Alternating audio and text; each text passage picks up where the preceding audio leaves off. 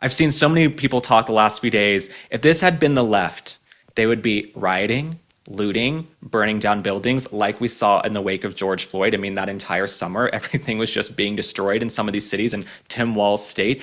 And the past few days, what we've seen is actually people coming together and comforting each other and going to vigils and going to church. It's the complete opposite of what you would see from the left, except they want to call us radicals and extremists. I'm sure you've sort of felt that too in that sentiment. Yeah, it's a terrific point, and let's take it a step further, because if you think about what's going on online with this, what's going on online with this amazing grassroots effort to try to vocalize to people that if you're celebrating the public execution of a free speech activist in front of his family, where his guts were blown out on camera for the whole world to see, and you're celebrating that, and people are politely suggesting to your employer that maybe you shouldn't have a job at that company, to act as though that's some sort of massive cancel culture moment.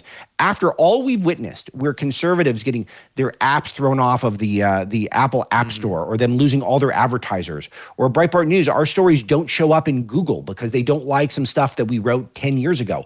After all of that endurance that we've had to deal with, plus all the rioting you mentioned, all the actual violence you mentioned, and for the media to write one column inch about how we don't have a right to vocalize that you shouldn't celebrate the murder of our friend and our leader, then it boggles the mind.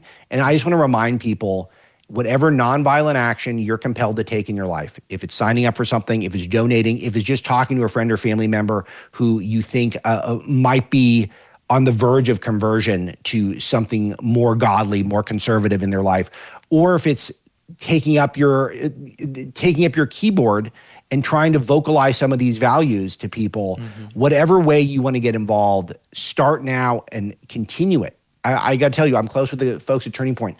They had 4,000 chapters before Charlie was assassinated. 4,000. Your audience has probably heard at this point, they've got 32,000 chapter requests. People get it.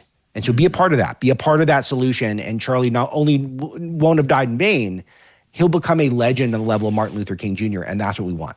No, he is going to be a legend. I think this week in general is going to be a turning point, and I say that pun intended intentionally. It's going to be a turning point, an inflection point for this country. And the last thing I'll say, and I know you agree, I tell young people all the time, if you have a cell phone and a Wi-Fi connection, there is no excuse. If you have something to say, something to add to the discourse, and you have a cell phone, and all of you do, get out there and say something and try to find your tribe and find your community and get involved.